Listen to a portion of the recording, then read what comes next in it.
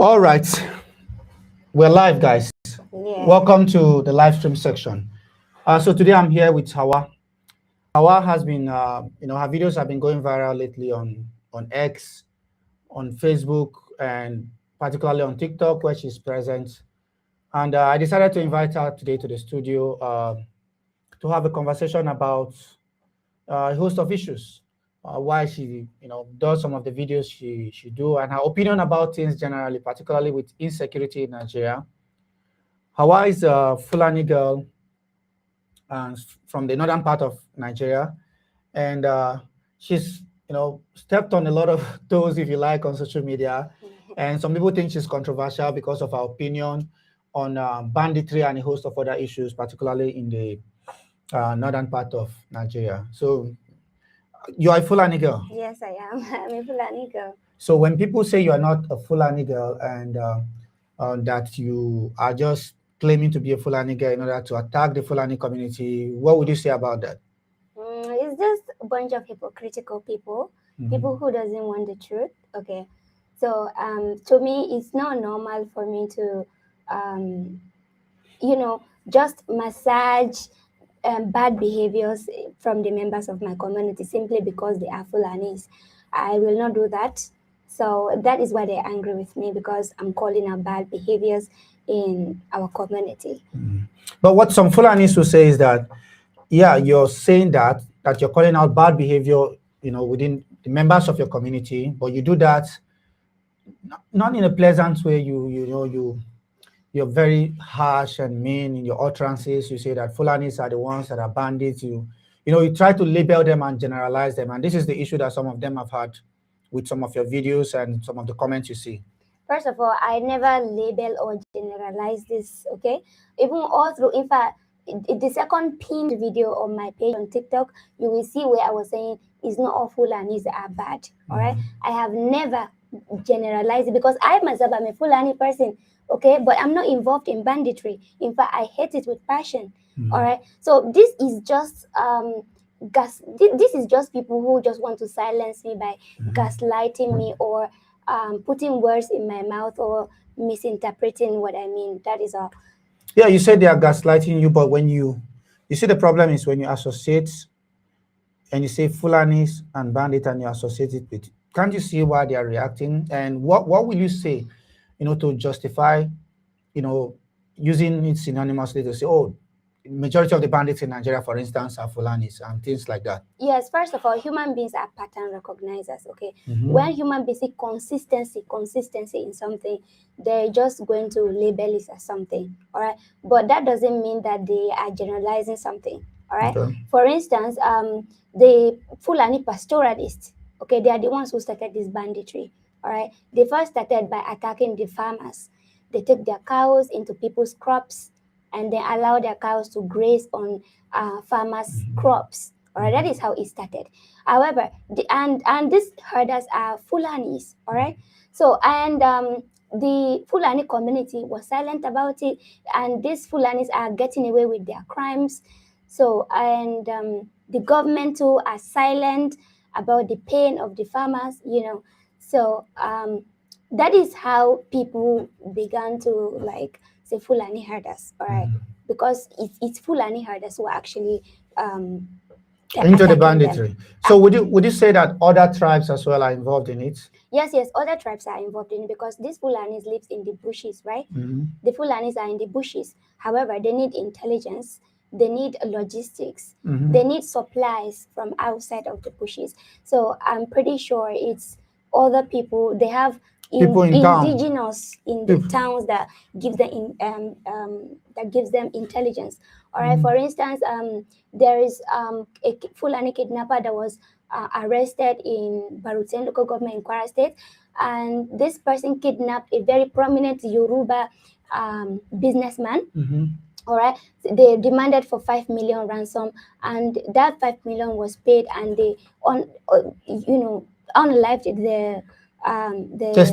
they unalive their victim, all right. But however, the vigilante in that community just hunt them down, and one of them got caught, and they started pointing at indigenous people inside town who knows the people, who has money, blah blah blah, giving the information. All right. So these Fulanis are just working in cooperation with indigenous people in certain community. They don't come and attack just like that, because a blind person who cannot see will definitely fall into a ditch, right? So they need a guide.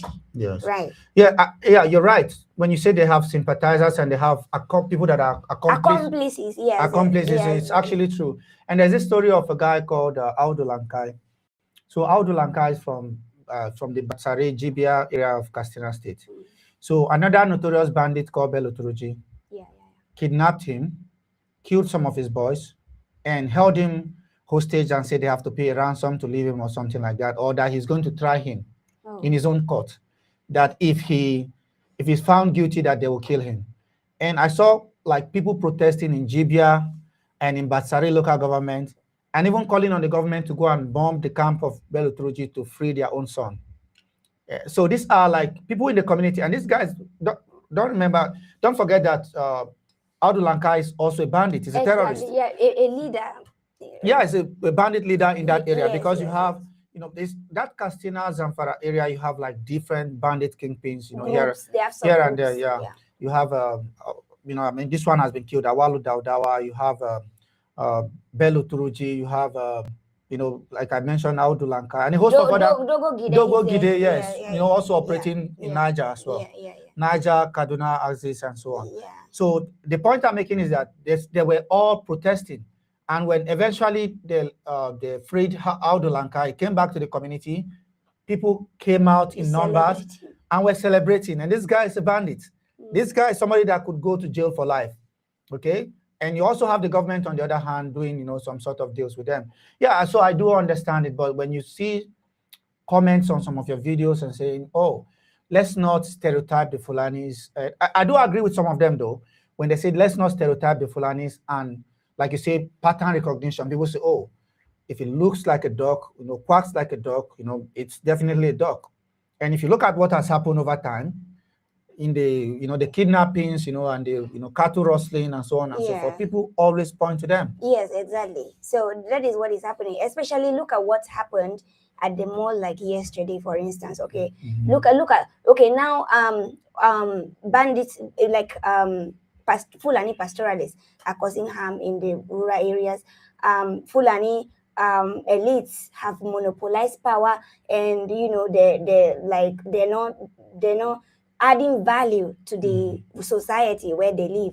And also look at this one. So it's a pattern. Oh, anytime this is happening, is Fulani always show up in that point. The argument that some people will also make in the defense of the Fulanis is, well, if they are living in the rural areas and there's no education, there's no healthcare, you can also see why they're giving birth to a lot of children that they cannot train, that they will not send to school to get like formal education and so on and so forth.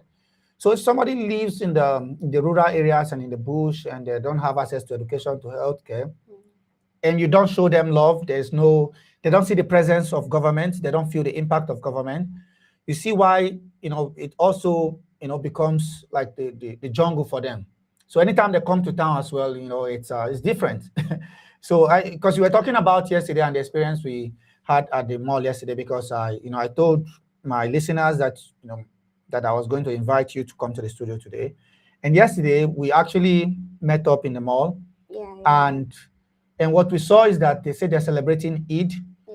And when we're driving into that area, they were throwing stones. There were a lot of young boys, most of them from the Fulani extraction. They were holding knives. No, cutlass. What do you call it? Cutlass. Machetes, yeah. Yeah, machetes. And they were holding sticks and throwing stones. I'm talking about 200, 100, like it's a lot of them. A large group of them. Yeah. And they were stoning, like they were bashing cars, they were throwing stones and just vandalizing things. Why? Because the mall, which is somewhere, in Abuja, told them, look, you can't go in with these machetes. You can't go in with these sticks. And if you're going in, we have to understand, because if you go in and shook the whole place, it's going to be, it's going to be sort of difficult for us to control. And we saw the police, that came yesterday and were able to deal with the situation. So when people see patterns like this, they tend to react. But what they don't know is that they have a lot of Fulanis like you. You're Fulani. Yeah, I was there, but But you're Fulani as well. yeah, I was So when there, people yeah. generalize and say, "Oh, it's the Fulanis are doing this, the Fulanis are doing this," you sort of see where you are getting those kind of comments. Yeah, people saying, "Oh, it's Fulani," doesn't mean they're trying to generalize something. Okay, Mhm. they just it's just this is a Fulani person. Oh, this another Fulani person. Oh, Fulanis. It's just like a stereotype was created around our identity because of certain consistency in chaos that our people commit around in the society. All right. Yeah, so consistency in behavior and Consistency patterns. in consistency in chaotic behaviors, menacing behaviors in the society. Okay, so people are watching this consistency. Of course, even though they say, oh, Fulanis are this and this, but the people who are saying this doesn't really mean that um they are not trying to generalize the whole, because Fulanis is not only in Nigeria that they exist. They exist every all over Africa and Europe and America. All right, they're everywhere. Okay, so and so and people kind of people are saying this out of the you know patterns that they're recognizing, but that doesn't still mean that they are generalizing it. Okay, they understand that they are good and bad people, but the bad people have overshadowed the The good good ones. ones. Okay, and the good ones now, what even pains me the most and makes me kind of empathize with these non-Fulanis. I would say, okay, we the innocent Fulanis who don't cause harm, who are peaceful, we are not speaking against this, because currently in Nigeria, people who are causing chaos in the country are these our people. All right. Yeah, because I We saw. are not sanctioning them. There was a video I made in Fulani. Oh, I made this video in Fulani, condemning this. This is not good. Okay, this is giving us bad name. Fulanis stitched my video, insulted me anyhow. Like instead of you to agree with me for us to, first of all, if you are sick, if you have headache, okay, and you know that you have headache, what would you do? You go to the doctor. Yes, you go to the doctor. Oh, this place, and you're gonna get diagnosis. You're gonna get diagnosed, and you're gonna be prescribed treatment for it, right? Mm-hmm. So if we don't recognize that there is problem among us, how can we find solution to the problem within us? Okay, because even this problem is affecting us too. However, due to tribal, I don't know, I didn't due to, oh, we don't want people to say we are bad or whatever, so they just keep quiet about it and move on like that. It doesn't make sense. All right, and also Fulanis are not the only member of this society. Okay, there are over 500 ethnic groups that are living among us, and our own people are disturbing them. All right, so it doesn't make sense that we are saying we are trying to protect our image while they are causing harm to others. Yeah, I've also, like, in the defense of the Fulanis, because I'm playing the devil's advocate here. I have also traveled around the northeastern part of Nigeria, but there are a lot of Nigerians that are really ignorant about the situation in the country. And when you ask them about, for instance, Boko Haram crisis and whatever, they still say it's Fulani, but it's not true. Not necessarily. I mean, you might have Fulanis that have joined the ranks here and there in ISWAP, but if you go to the north, there are a lot of different tribes there that are actually, make up the foot soldiers in ISWAP and what do you call it, and Boko Haram. Most of them are Kanuri people. But if you ask an average person from the south, they're going to say it's the Fulanis. And I also understand that, from what I gathered, is that some of the Fulanis are even finding it difficult to rear their cattle in some of those places in Yobe, in some places in Borno. And they are moving to places like Plateau, they're moving to places like Bauchi, and they are also getting in trouble with the sedentary African farmer. So it's a host of different issues. It's a mosaic of issues. If you look at climate change and the migration of the Fulanis from the arid lands to find greener pastures. If you look at the social economic problems, lack of education. One thing I pointed out during the course of my travel and because of my interaction with a lot of people is that in these communities you have a lot of children. Like, you go to like places like Damboa, and there are like thousands of kids running around without any parental guidance. Like, they're just running around. and their parents cannot even afford 3 square meals, or like cannot even afford to feed themselves properly. But you have one person having 20 children, 10 children, and this idea that, oh, don't worry, God is going to take care of everything, is God that take care of children, is also part of the problem. I mean, because it's not just the Fulanis, I'm just speaking in general, particularly in the North. What is your opinion on that? Firstly, I agree that it is not only Fulani people who are causing harm. All right, we have, like I said, that we have accomplices that are working in conjunction with, in cooperation with the Fulanis in the bushes. Fulanis are mainly Fulani pastoralists are mainly nomadic. Okay, Yeah. they live in the bushes. Okay, then they don't really live in town like that. All right, so they need people in cooperation, like they need indigenous. Maybe for instance, if they come to a Kanuri dominated environment, they will mingle with they will, scout, just you Yeah, yeah, yeah. But the scout. Kanaris are also, a lot of Kanaris are also pastoralists. They're also nomadic people. Well, it's not as they are not it's not as prominent as Fulanis. Yes. Okay, Fulanis are the kings of Fulani herdsmen are the kings of herding in Nigeria. All right, so it's not that prominent. Most of them rear sheep. It's not like cow. Oh, Like they that. have their own cows. They have cows, but it's not that serious. Okay, they're mostly farmers. All right, but Fulanis are the ones that are doing pastoralism. All right, and this Fulanis, they live inside the bushes. They live inside. They are nomadic. Okay, so and they need someone inside the town to give them intelligence, to give them certain informations, right? So that is that. Also, we have groups that are not really Fulani group. However, the king of them all is the Fulanis. For instance, the most notorious bandits in Nigeria is Bello Turji. Eh? Yeah, there's also Ado Aleru, there's also Dankaremi. They're all Fulanis. Yeah, Most of them are Fulanis. Dogo Gide, all this Dauda, what again? Awalu Daudawa.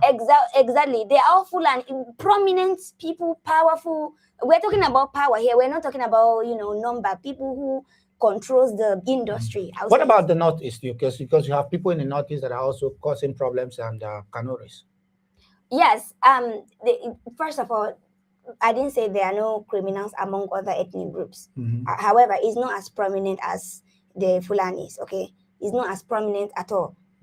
All right. So you're focusing more on like the area that you're familiar with, which is mostly the Northwest, and the criminality and the banditry happening in the Northwest. But you also have religious extremism in the Northeast, because that's also another area that people overlook.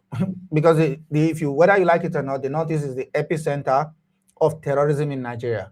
The North is also, what is happening in the Northwest is also terrorism. But what I'm saying is that there's an equal.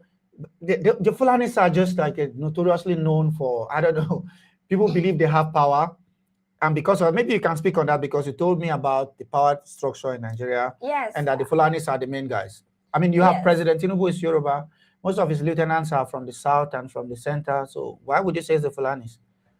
First of all, in Nigeria, there are 11 governors who are of Fulani origin.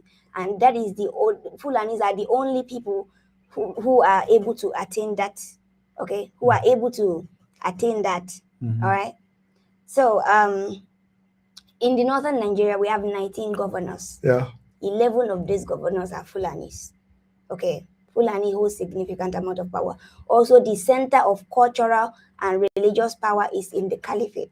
The Caliphate is the power center for religious authority and cultural authority in the whole of northern Nigeria. Which is Sokoto. Yes. And the only person who can occupy that space is Fulani. Historically, right from history, the person who even created that system is a Fulani man, Usman Danfodio. And up until now, it's continued like that, only Fulanis. Okay, Fulani. Also, we have this emir of Kano, we have this emir of Kaduna, we have emirs, also cultural leaders under the Sultan. Okay. Also, we have the Miyetti Allah organization. Miyetti Allah organization is the most powerful ethnic organization in northern Nigeria. Very, very. Magban. Sorry? Magban is called Magban, Mayeti Allah. Yeah. Pastoralist, just this pastoralist They'll say it's organization. a pressure group. Yeah, And a exactly. political group that protect and defend the interest of Fulani herders, mostly herders. Yes, also to regulate relationship between Fulanis and the Other groups. no, excuse me, the farmers, like Other groups of herders and farmer. crop farmers, right? Regulate regulate the relationship, right? But these people, while Fulanis are going about destroying people's crops, they are not saying anything. They are not doing anything about it. All right, they are not saying anything about it. And recently, I think around early January, about 3 Miyetti Allah leaders were arrested. Did you hear the news? No, I heard that the U.S. government, said that the Magban, which is Mayati Allah, Kosora, whatever, it's also part of those that are enabling the violence against Christians in Nigeria, which I found that crazy. Well, I don't know about that. However, I don't know. Okay, you are not really prominent in local news or local politics. Not that much. Okay. So in Kwara State, 3 Miyetti Allah leaders were arrested for supplying ammunition for these bandits. Okay, and currently Kwara is under siege. Okay, Kwara is, I think okay, I didn't show you the video, the pictures my mom sent to me today. All right. Like Kwara is under siege right now. Like T group activity is going on heavily there. So there are theories around there around the activities of these bandits. Okay, activities of these bandits. Firstly, people who are being terrorized in their community, they know people who are terrorizing them. Yeah. Okay, they are not just picking and pointing. Picking and pointing, oh, this, no. They are not doing that. Okay, they are saying what they are saying. They know their neighbors. Okay. So they know their neighbors, and you say, well, if the government know about these people, they know where they are living. Also, Gumi is a Sheikh Gumi, all right? We see Sheikh Gumi, recently he came out and said the government themselves knows about they knows the names of the T groups, and they also know where these T groups lives. So if the government, according to him, know where they live, why is nobody stopping them? Why is nobody going to root them out and push them out from their positions and even arrest them and prosecute them? Exactly. Recent, wasn't it? Which day was that? When was that? I think early this year. 77 bandits were arrested by Kebbi State government, and they released them into the society back. Why? Also, bandit T groups they are building with our own money, taxpayers' money. They are building rehabilitation center for bandits. What about their victims who are traumatized? Imagine you seeing your family wiped out in your eyes like this, koro. And what is to be quite frank with you, at this point, I don't even know what is going on. There's this story told by Dr. Kurfi. Dr. Kurfi is a prominent guy in Castina from Kurfi local government. And he was talking about a story of people that live in his community from Kurfi. He said these bandits will send their lieutenants, some 14 years, 15 years old boys, to the house of a neighbor that, you have a 14 years old girl that is beautiful, I like her. And that they'll send those boys to go and meet the father of that child. And that 14 years old girl or 15 years old girl will follow them to meet the bandit leader. He will do whatever he wants to do with the girl, and then they'll return the girl back. And if it happens again subsequently that they, I don't think something is going on with my phone. And if it happens again subsequently that they see another person they like, they are also going to send for the person. So is this something that you know about? Is this something that's happening in you? Yeah, I'm hearing about it a lot. Also, when I actually saw this firsthand. Okay, that was I think about 5 years ago. It has really been a long time. About 5 years ago in our community, where I don't even want to mention my community because I don't want I don't want these people to easily, Yeah. know where I live. Okay, so it was in my community that this girl that there's this girl. She's a Muslim though, a 12-year-old kid. So they came and said they want to marry her, and this girl was around, I think, primary six or something. And the father said no, they can't do that. Suddenly one day they just came to her school. 12 years old girl. Yes, 12 years old. They came to her school and armed. They came to her school, packed all the girls in that school. Okay. Although it didn't make it to the news at that time, I was still even very young, so I don't have social media, something like that. So it wasn't publicated. All right. They went to the school, packed. I don't also want to mention the school because they will easily get to know where I'm from, or where I live, something like that. I live around there. So they packed all the girls in that school. And this is happening frequently. It's not only even Chibok girls that are the first girls to be abducted. Okay, and also even the Chibok girls, according to theories, okay, it's actually theory around the Chibok area that those boys also sat some girls in that school and they refused to sleep with them or something. So that is why they went and packed them, something like that. So it happens like that. When they ask a girl out, like, okay, I want this girl, and some of these girls are in secondary school, they are 14, 15 years old. Yeah, exactly. Some of them are 10, whatever. They don't care. All right, they pack all of them.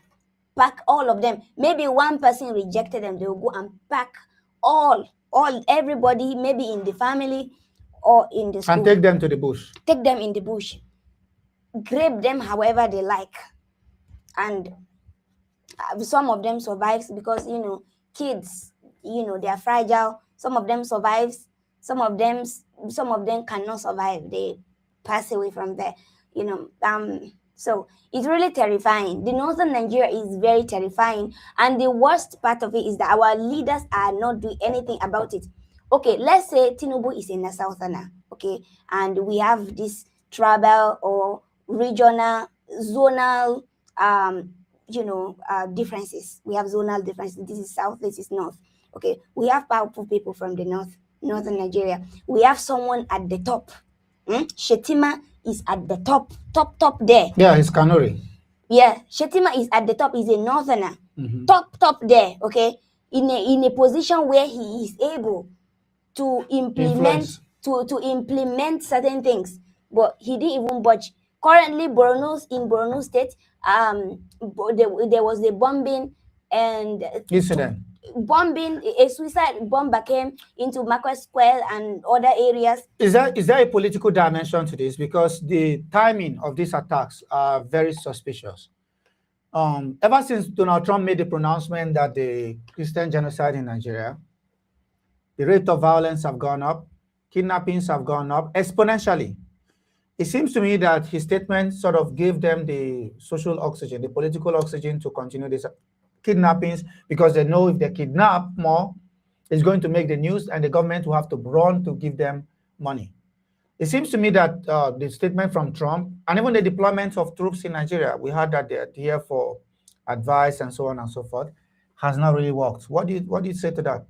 First of all, is all this American involvement that even made news, like the happenings, go more, like more publicity. These things is happening for a very long period of time. Okay. However, news were being suppressed. Okay. The news was suppressed. The news were suppressed. When you speak, they can come, they can pick you up, lock you up. There's this girl, I forgot her name. She's an activist, whatever. She talks about she spoke about the happenings. They picked her up, locked her up, and I think they are trying her in Sharia court right now for speaking up that the women are getting raped. Their brothers are being unalived on a daily basis in thousands. These are all the things she complained about, and they locked her up. All right, I will search her name later. All right. So in the north, when certain issues happen and you publish it, they don't like it. They will track you down and silence you. Okay. Why are they afraid of the camera? What's wrong with like putting information out there about the Malay of the society, about if there's something wrong, if there's kidnapping, there's theft, there's banditry, there's armed robbery? Why are people afraid of like having it on the news? In fact, there was a time Sultan of Sokoto came and said that the internet should not be like, he's calling on the government. He's not calling on the government to end banditry and terrorism in the northern Nigeria. He's calling on the government to ban internet, because content creators are terrorists. How many people have content creator unalived? But bandits are there, unaliving in thousands on a daily basis. He didn't say anything about it. He did not say anything about it. Even VDM reacted to that. He said to sir, it's not everybody, like, oh, it is true that some people use it to scam people, but some of us are using it to do good work, blah, blah, blah. Did you see that video? VDM. So he's saying that... He's saying that content creators are terrorists, that they should ban internet.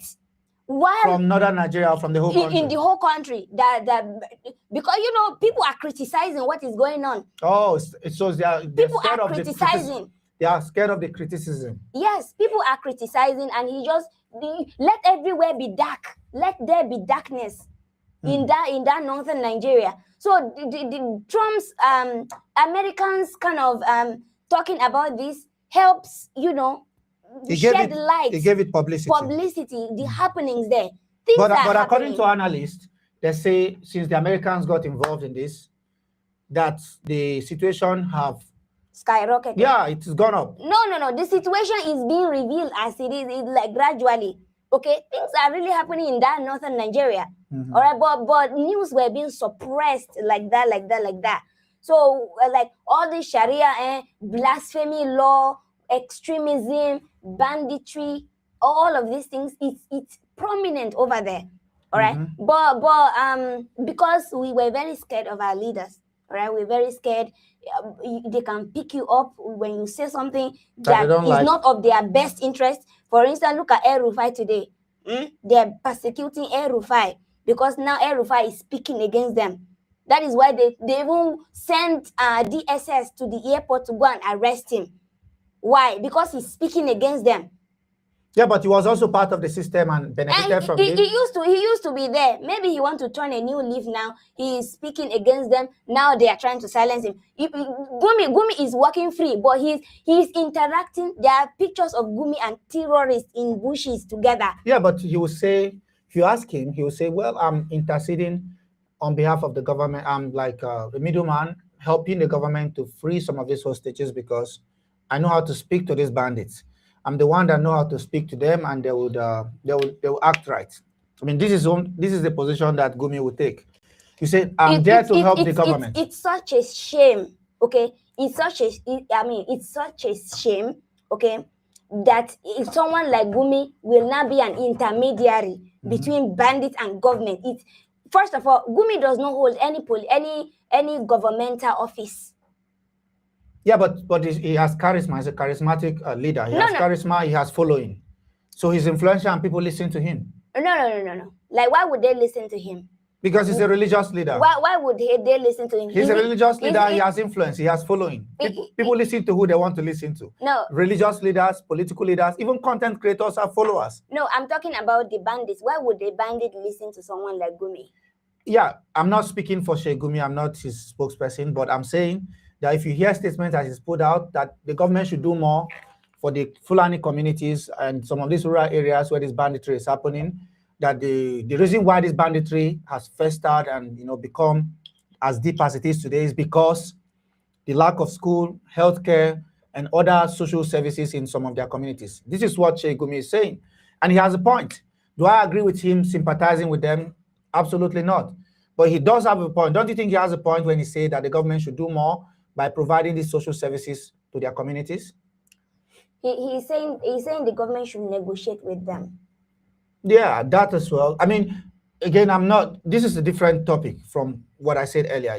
Your question is, why is Sheikh Gumi seen by the bandits as somebody that they can trust? That's what you said. And yes, I said, yes. Yeah, advocacy for the government. Advocacy for the terrorists. Yes. No, for their communities. Because No. Wait. Fulani have their community, and there are criminals who have isolated themselves from our community to cause harm. They are not representing us. Okay, why is Gumi telling government to negotiate with them? But these bandits live in those communities. You saw it yesterday when we met at the mall. You saw what happened yesterday. A bunch of young Fulani boys, they all came there to have fun. Most of them, I don't even know whether they were on drugs. They were holding knives. They wanted to go to the mall with a knife. Some of them were having sticks. But what I saw yesterday again, which is a pattern I've seen in so many places, if the number there I saw, let's say roughly the men would be like 200. There were over, I don't know, 900 or 1,000 women and children. So there were so many women and children, and they were all mixed up together. So it's difficult to isolate them and to deal with them. And it's the same thing in their communities in the areas that they live. So you have like 300 men causing problems, hiding behind those 5,000 or 6,000 children that they have, and 4,000 wives or women that they're living with. So it's also part of the problem. So when Chegumi, and again, I'm not advocating on his behalf, when he's saying that the government should provide facilities for their communities, don't you think there's sense in that?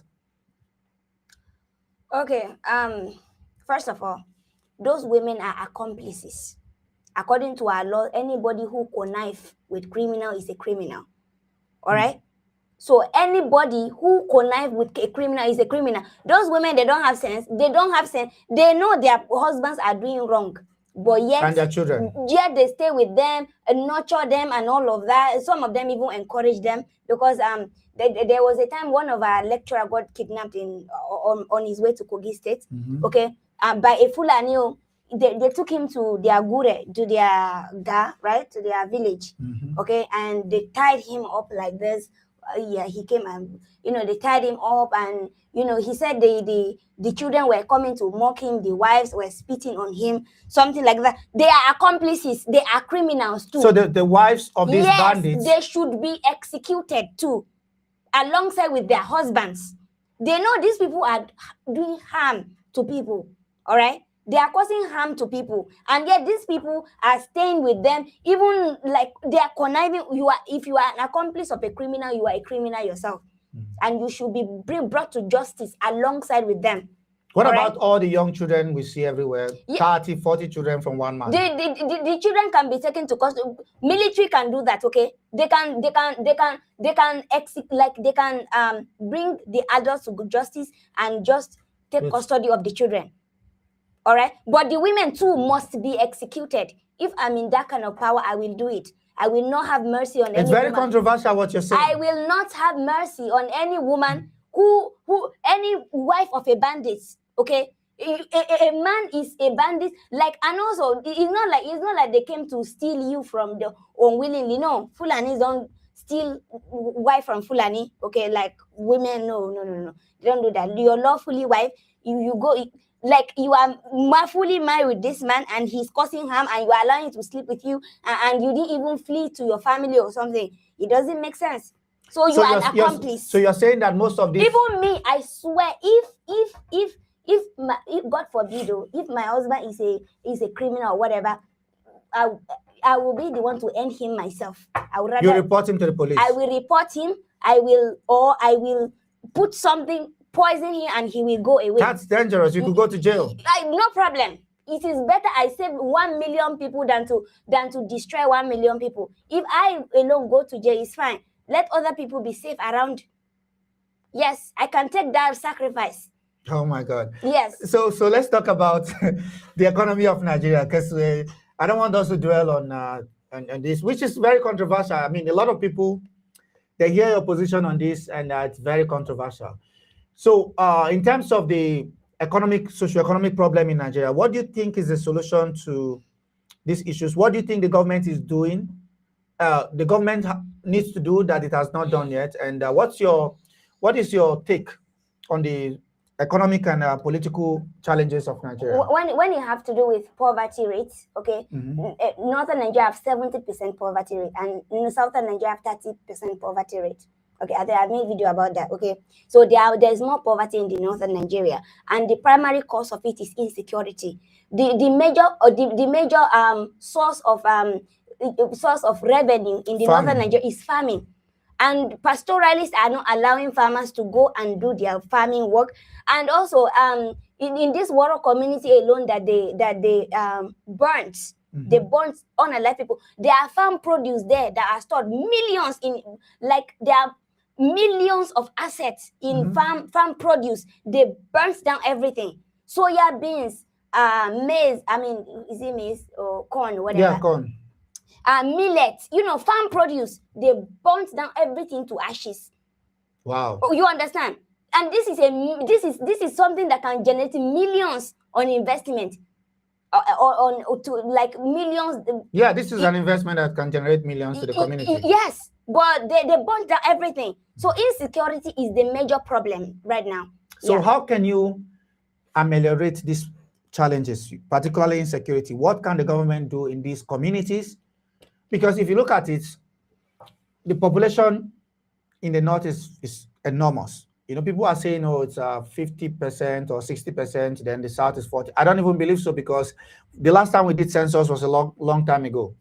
So, because when I go to some of these communities, you see a man that cannot go to farm, is probably doing menial jobs and earning maybe 20,000 a month, which is in dollar terms is like $15 a month. And this person have 4 wives or 3 wives, or like maybe not even wife, but have children from like different women. And one thing that even shocked me is that like some of them that live on the IDP camps, sometimes you have organizations, they come there and give them subventions. They give them like little grants, and they'll give them a one-time payment of, let's say, 120,000 naira, which is like 80 or so dollars. This person that have all this problem, they have all these children running around without slippers.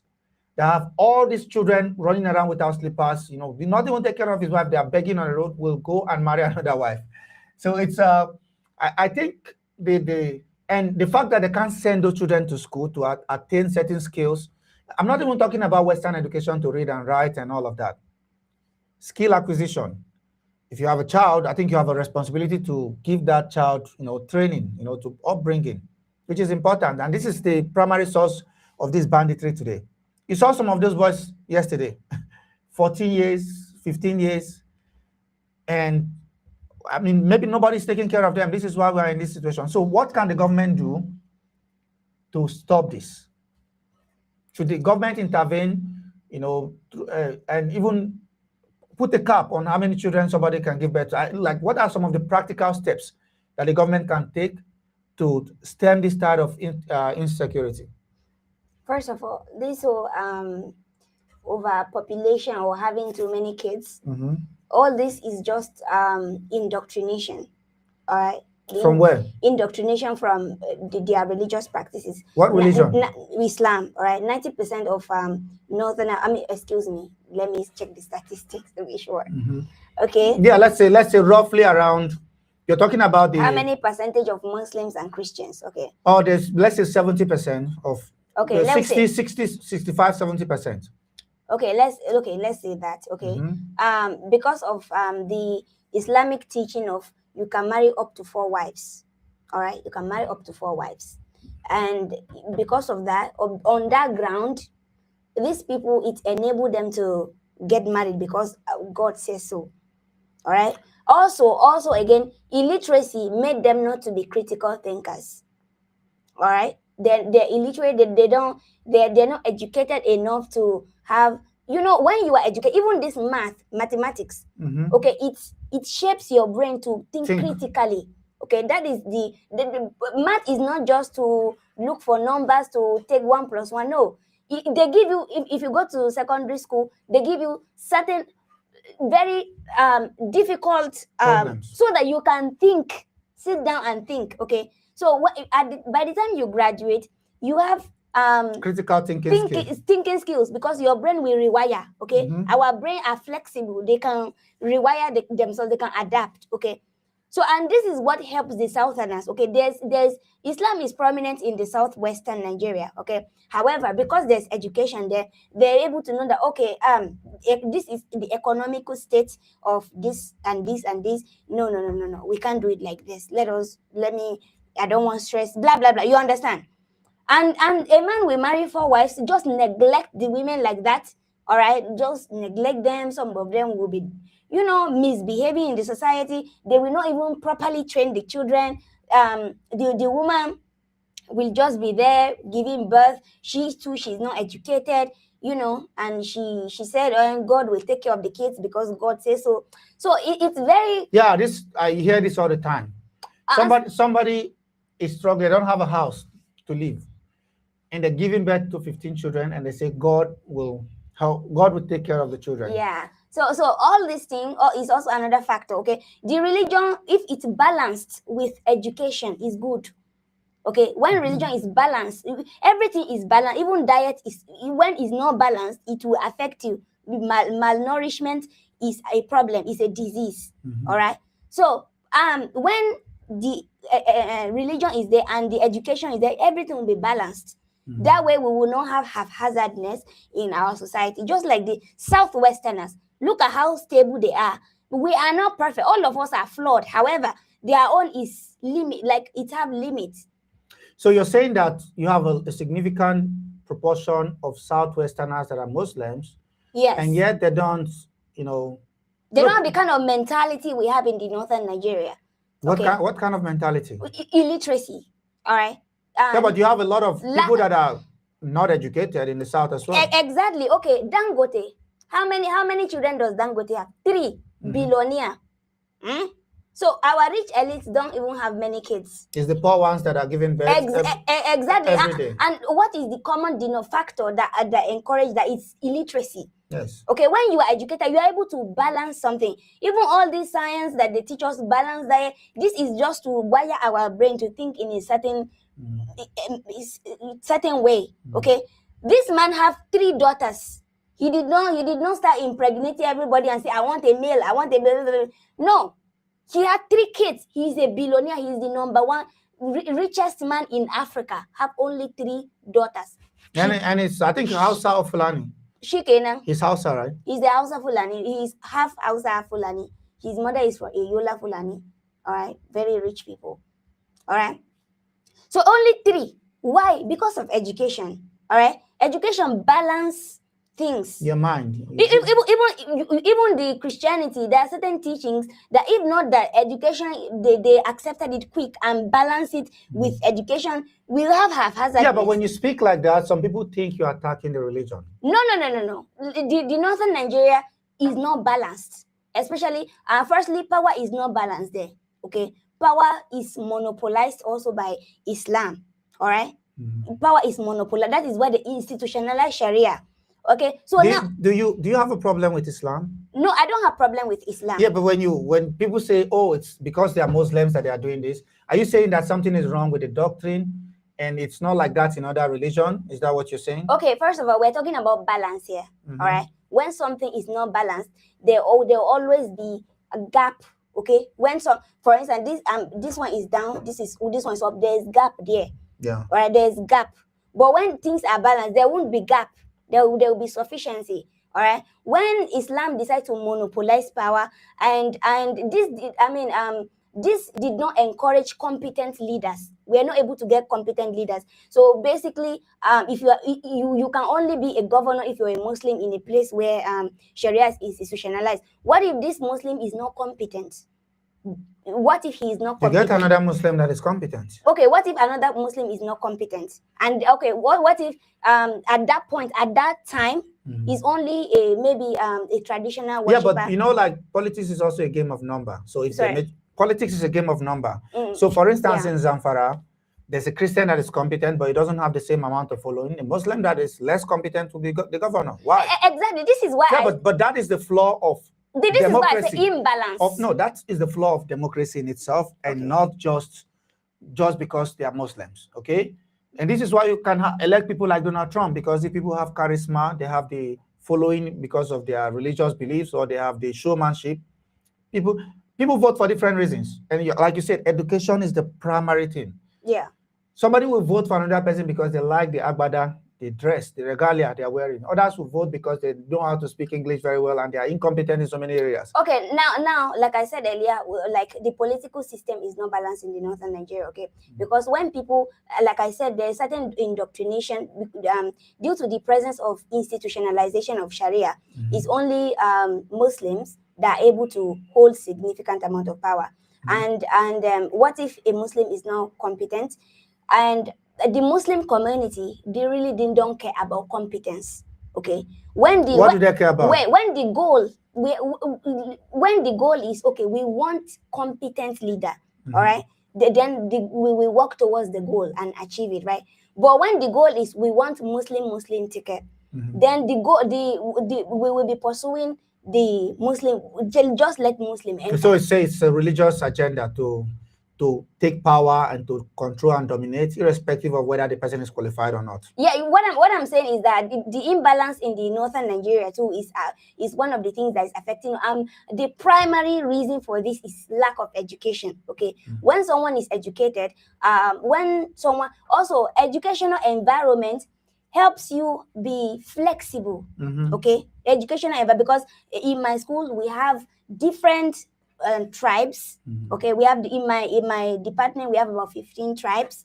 All right, and as you're interacting with them, you open your mind to new ideas. Yeah, you are opening. They are taking from you. You are taking from them. You become one together. You become one person, and we have one common goal in my department, which is to study educational management. Right? We have the same goal, so we have common ground. All right, so we are able to cooperate. We integrate. We cooperate with each other. Okay, so if the northern Nigeria have this level of, if we are educated at certain level, we will know our political system wouldn't be haphazard like this. Yeah, the way okay. It is, so but typically the an average Muslim in the northern Nigeria is Quranic educated, and all these clergymen, they teaches hate.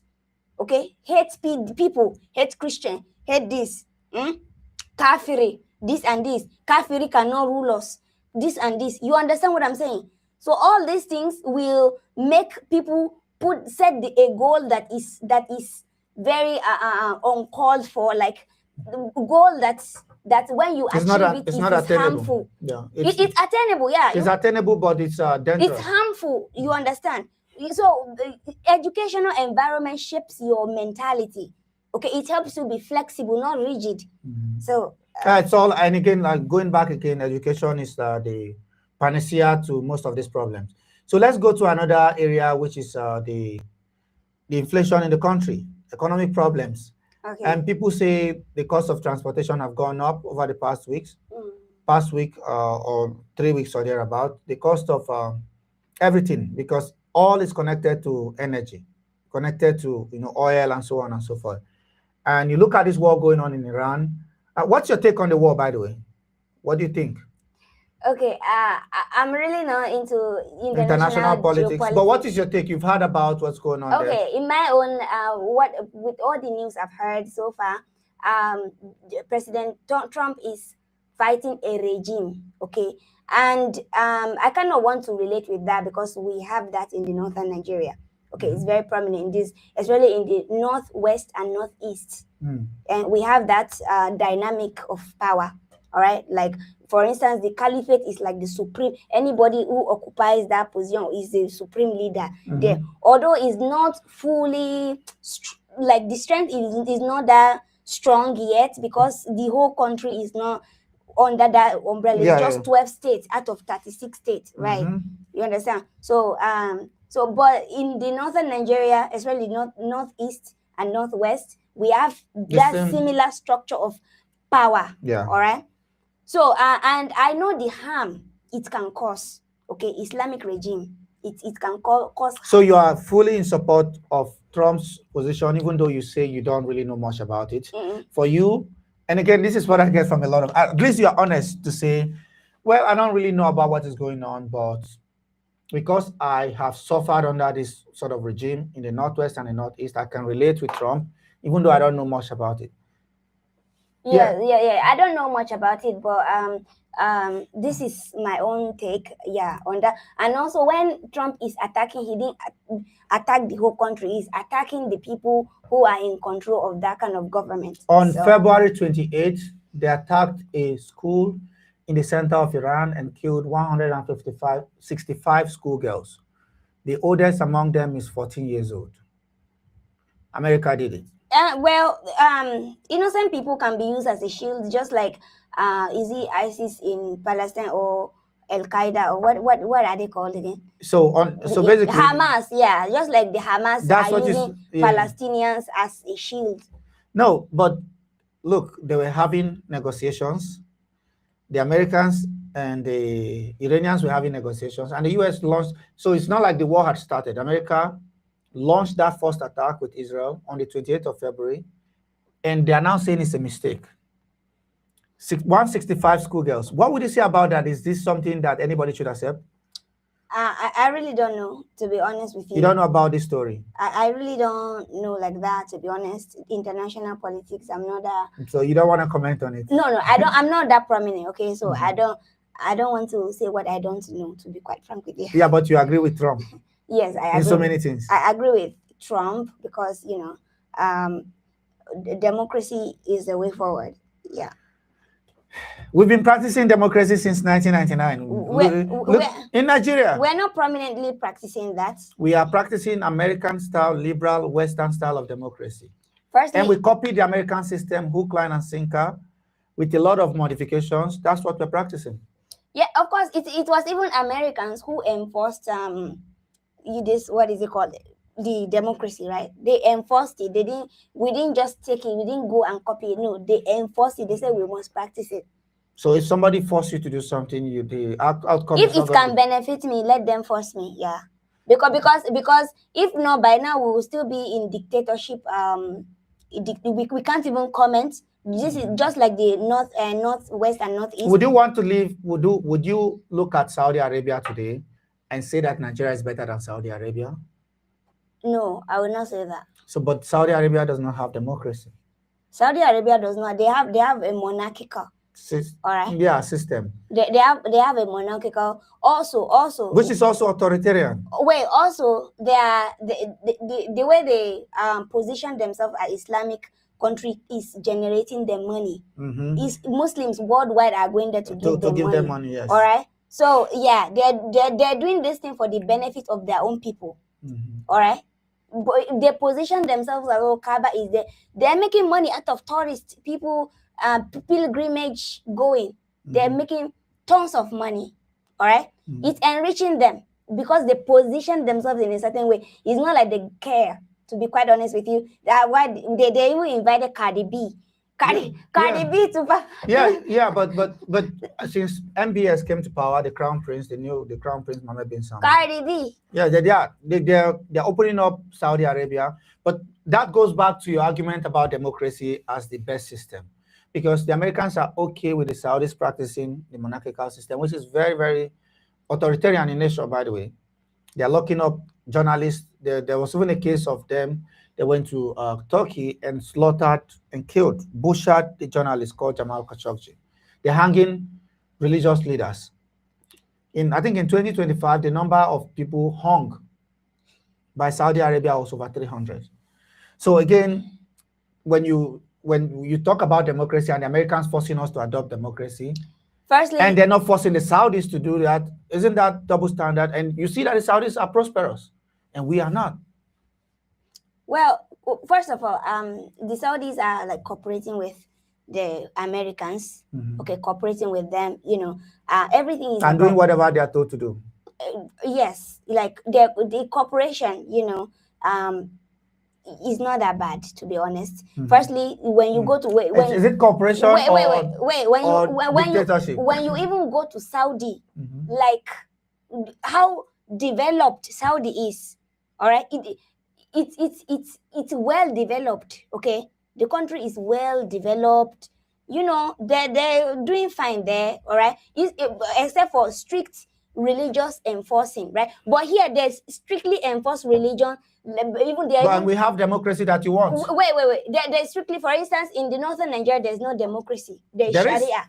No, there is democracy across Nigeria. No, it's just cliche, because why would there be Sharia and democracy? It doesn't make sense. So you're saying you don't really agree that I don't agree that real democracy in Nigeria? No. I don't agree with that.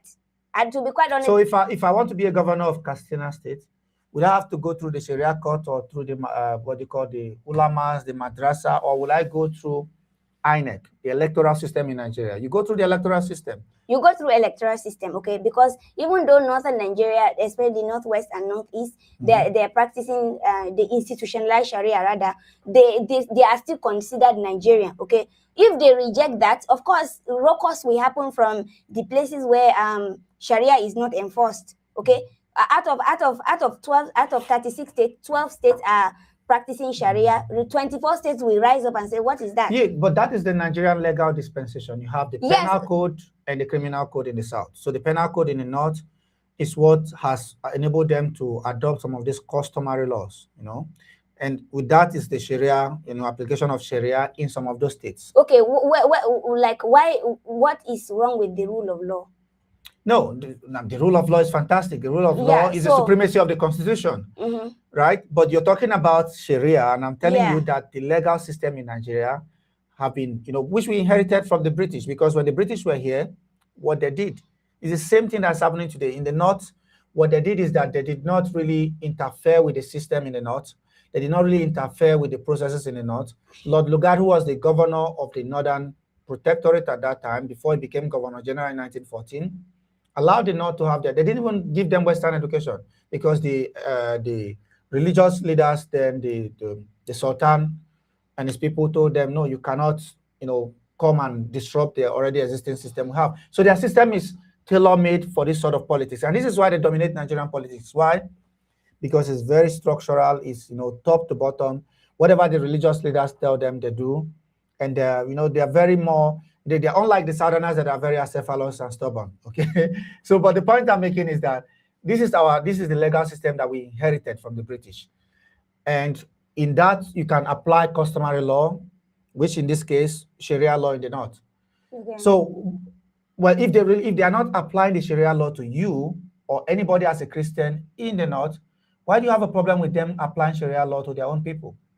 Okay, first of all, they apply first of all, when during the Lord Lugard period, the Sharia law was ended until 1999, when after the independence. It was in 1999 that Zamfara, the Fourth Republic. Wait, the Zamfara. There is a governor in Zamfara called Usman Yerima.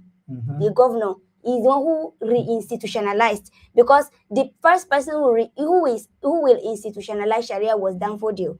Okay, when Lord Lugard then came, they introduced indirect rule. Okay, yes. It's just like taking order from the superiors to the. Of course, the religious leaders were left there. The ones who they met there were left there. However, they are only answerable to the British people. They are not the ones creating their laws, whatever. No, they are only answerable to the British, because if you decide to disobey them or go against them, they can eliminate you, remove you, and put another person there that can work for them. All right. Let me ask you this. Okay. Are you against Sharia law? The institutionalization I'm against. Okay. The Sharia law is a religious law. Okay, and it's not only Muslims that exist in the northern Nigeria, and due to the presence of this institutionalization, you know what that means now? That means that the Sharia, like Islamic way of life, is the only acceptable way of life. When you are in a state where a Sharia law is institutionalized, you must wear hijab as a woman. Okay, you must wear hijab. You must not even make any criticism against the leaders. It is blasphemy. You know, all those things. All right. So in fact, and this is breeding extremists. So Sharia is dangerous when it is institutionalized. Now it has become a political system, not just a religious policies. Now it has become a political system. It has become a government instead of a political, instead of a religious policy. All right, they institutionalize it, meaning that this is Islamic way of life is the only acceptable way of life, which ought not to be so. Okay, Muslims, I mean, currently, because Muslims are fasting, some schools were closed. All right. In the north. In the north, because Muslims were fasting. And then what if there are Christians living in that area? Exactly. Christians are there. Like places like Kaduna, Christians are very prominent. But Sharia is there. All right. Sharia is there. And also when you eat, in fact, food vendors cannot are out of business during Ramadan for 30 days. They're not allowed to sell. They are not allowed to sell food in the morning during the time Muslims are fasting, maybe in the evening. Okay. If I want to eat as a Christian, I cannot eat outside. I'll be arrested by Hizbah police. They even have police. During Ramadan. Yes, during Ramadan. All right. So it's not supposed to be like that in a place where we have other people who have different belief system from you. You cannot say Islamic way of life is the only acceptable way of life. Like institutionalization of Sharia is wrong. All right, especially in a country like Nigeria. Other people from other country, other states from the south are coming there to do businesses, and it's inconvenient. Okay. Yeah, it's crazy. So you're saying that the reason you disagree with Sharia law applied in some of these northern states is that they have institutionalized Sharia law, yes, and imposed it on non-Muslims. Yes. And that your examples is that during Ramadan, they close down schools. People from sell food, even though they are Christians, even though they don't follow Sharia law and they're not supposed to follow. No, even though they're not Muslim, because Sharia is applicable to everybody. And you must always cover your head. Okay, like Sokoto, like where I'm from. Yeah. You have to cover your head. You must be covered. Okay. And what if you don't cover your head? Then you will be arrested by Hizbah police. Meaning the religious police. You know Hizbah police, right? Yes. Yes, we have Hizbah police. In also, some of those states. In the states that institutionalize Sharia, okay. And recently, okay, I'll show you the video later. There's this lady from Kaduna, from Polytechnic of Kaduna. She was crying. I don't know if, okay, you are not that prominent in our local politics.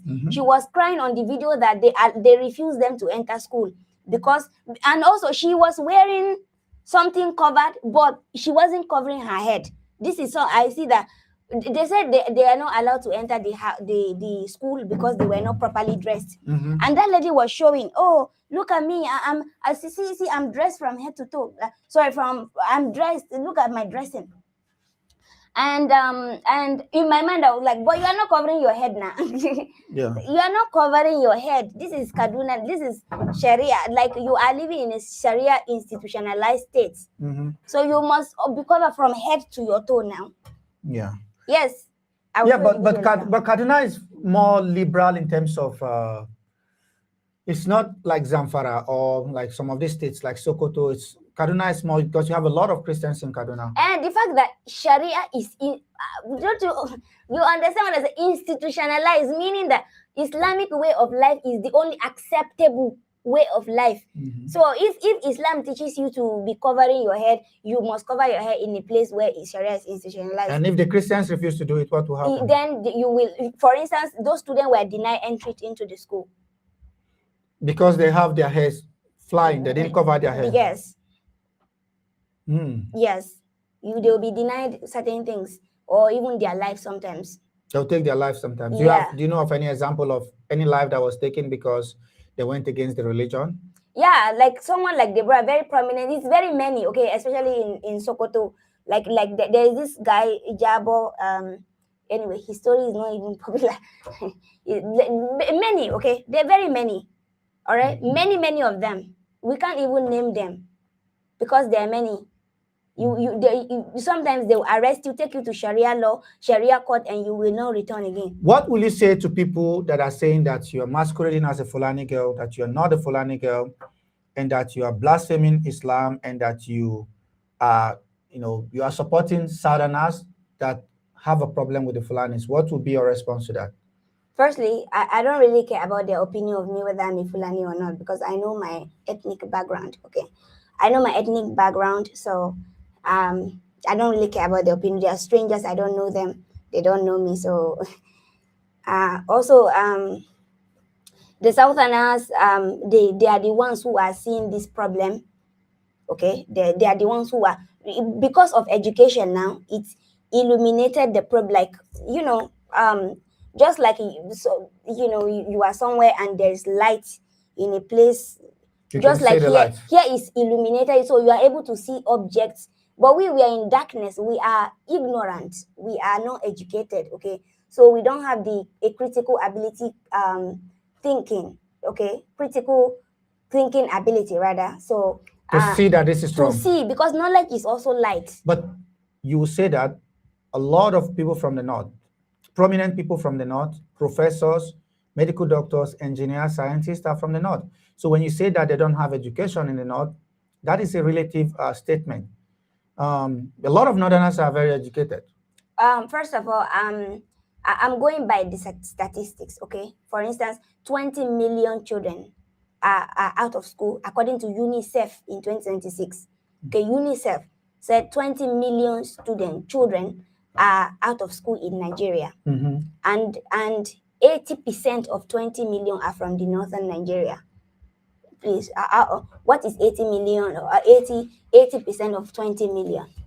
80% of 20 million should be about, I think, 16 million or something like that. Exactly. So this is why I said that we are not educated. Just few amount of us are educated. So it's not enough. Okay, it's not enough.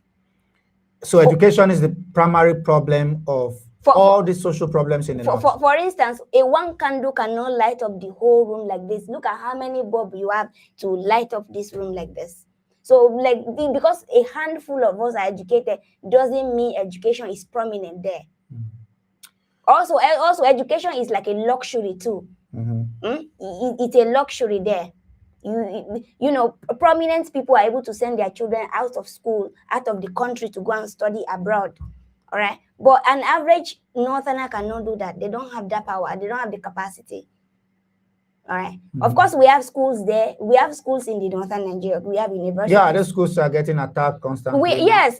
Kidnapping of school girls. Exactly. Parents cannot even allow their children to go to school because the child may go to school and will not come back to them because of insecurity. Yeah, I can't imagine in my life that somebody will go to like a school in Lagos, because like most people are sending their children to school. You now go to school and and kidnap people to ask government for money.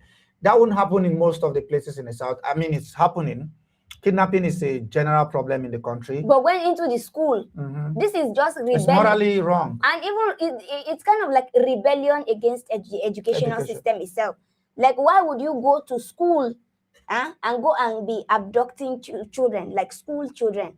This is kind of like a rebellion, so that, you know, people, because they perceive education to be formal education to be Western. Okay, the Western, and you know, anything Western is not halal, it's haram. And this is what Boko Haram means. Exactly. Okay, yes, you are right. They hate education so much that they even created an organization to fight it. Okay, so we are really in trouble in the But most Nigeria. northerners I meet are very nice people. They tell me, look, this problem is really affecting us. We want this to end. We're not against Western education, but there are a lot of people here that are not really, they've not seen the light, so to speak. And so most of them are enthusiastic about changing things. So, like, who's the real cause of the problem? Is it the religious leaders? Is it the political elite? Or is it... First of all, political elite. Okay, when the British came earlier to introduce, it's Portuguese. Okay, it was Portuguese who first came to, Portuguese missionaries. Brought Christianity. They are the ones who brought, who first brought education, formal education to the country. Okay, and the southern Nigerians were flexible people, even though... No, they benefited from it. You know why? Yeah. Why? Because they are close to the coast. Sorry? Why? Because they are close to the coast.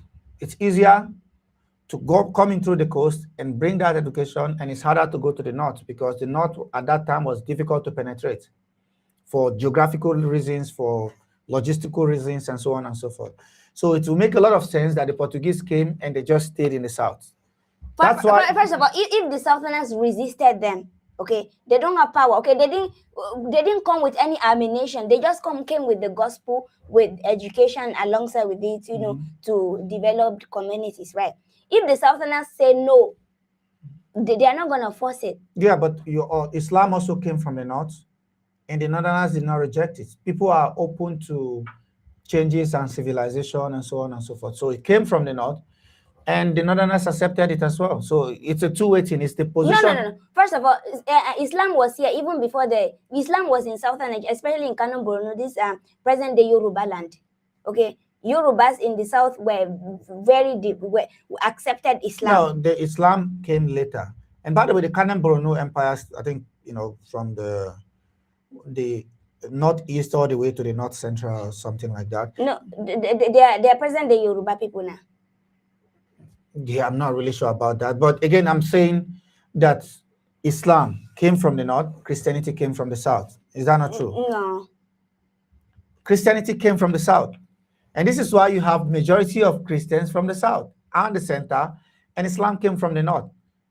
This is why you have a lot of, so again, there are geographical factors as well. Okay. When Islam came from the south, from the northern Nigeria and entered the south, the southerners say no, they don't want.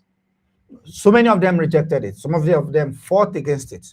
Okay, why? You know the story of Afonja. I'm not even going to tell you. There's a story of the thief people in Benue from the north central. That's not the south, by the way.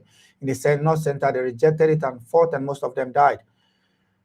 I don't know. Yeah, because naturally, some people are not open to evolution and change, especially when they see something coming from the outside. And some people tend to reject it, and others tend to accept it.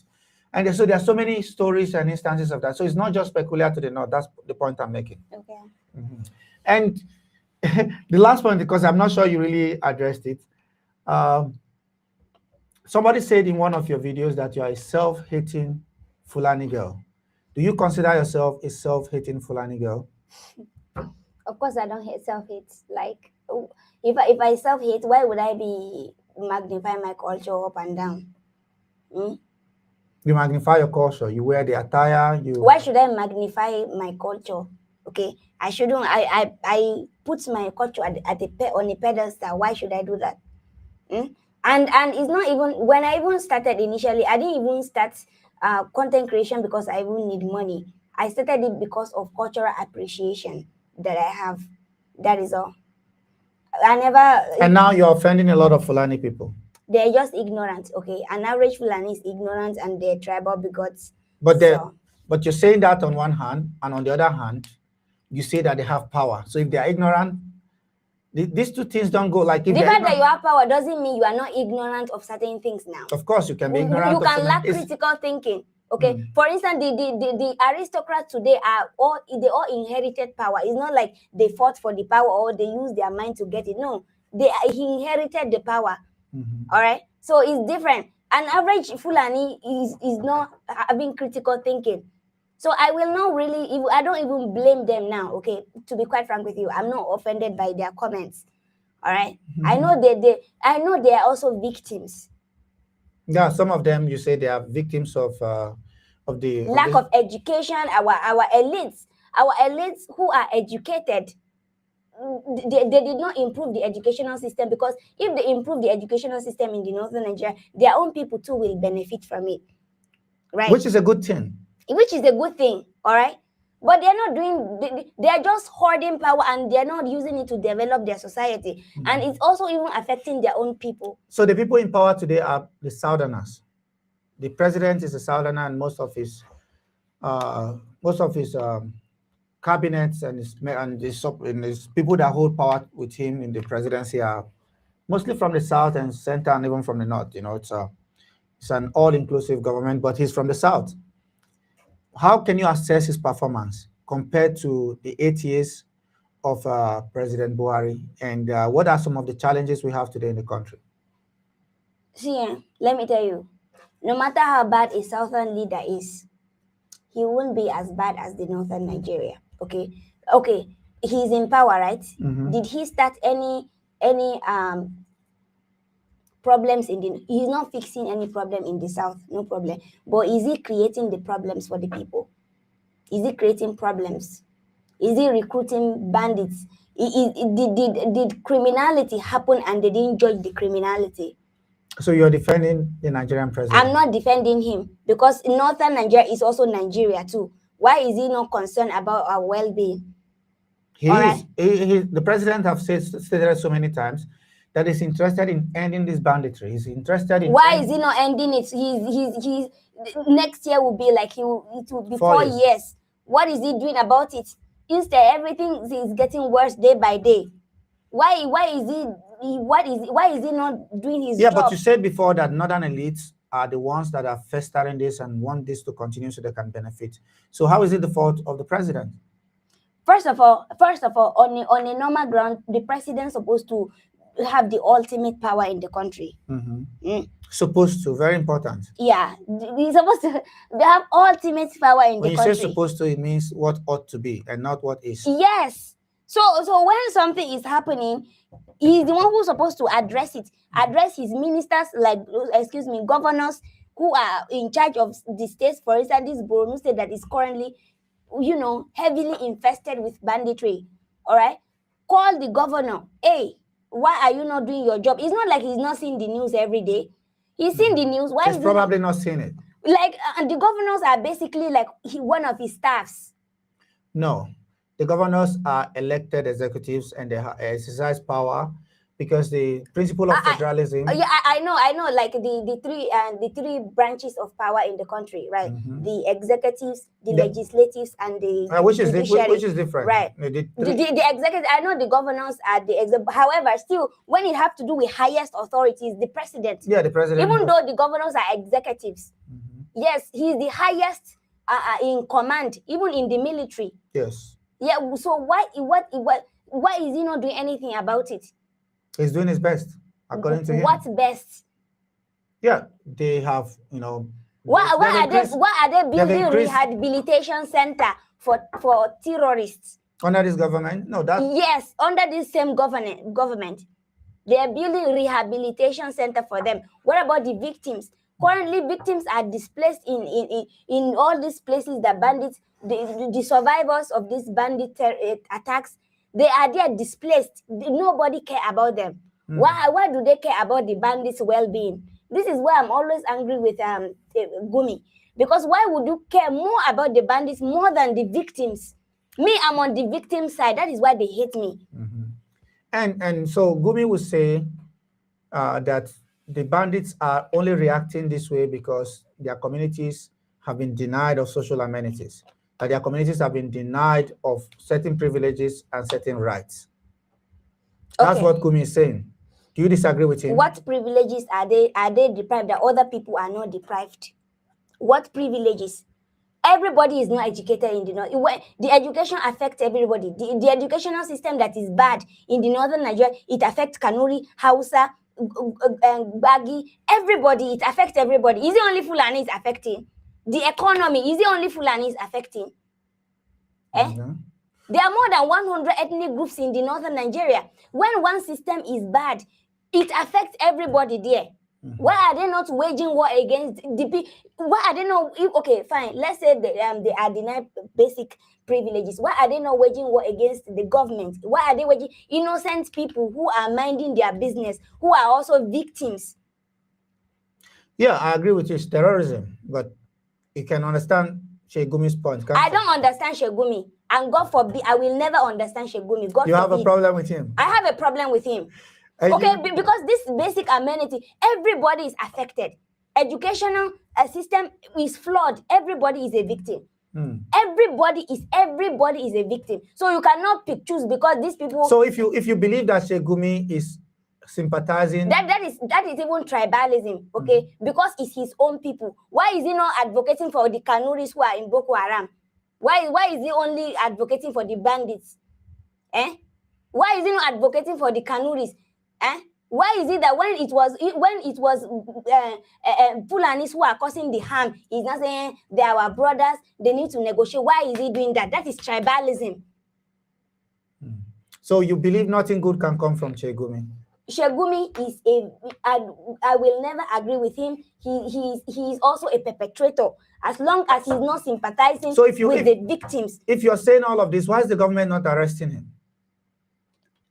How am I supposed to know? He said the government also knows about what he's doing. Like he knows about the T groups. He knows their names. He knows them by their names. He knows them by their location. Yeah, it's crazy. Yeah, thank you so much, guys. We are bringing the conversation to an end. If you guys have questions, start writing down your questions. We are going to ask her. If you're watching on YouTube and on Facebook, don't forget to subscribe on my YouTube, Savak Media, SAVVARK Media, and hit the notification bell. We have with us here today Hauwa. Hauwa is a Fulani beautiful girl, and she's still in school, by the way, and she has a very strong opinion on what is going on in the north, and it's been controversial lately. She's been trending on X and other platforms. So don't forget to also follow her uh, on her social media handle. She's live right now on TikTok as Hauwa Pulo. You know, Pulo is she's Fulani, so Hauwa Pulo. So follow her on TikTok, and hopefully she'll be on other social media platform as well. So if you have any question, you can write your questions and you can request to come up and ask a question. So it's one person at a time. Thank you so much for joining. Okay, thank you all. I really appreciate that.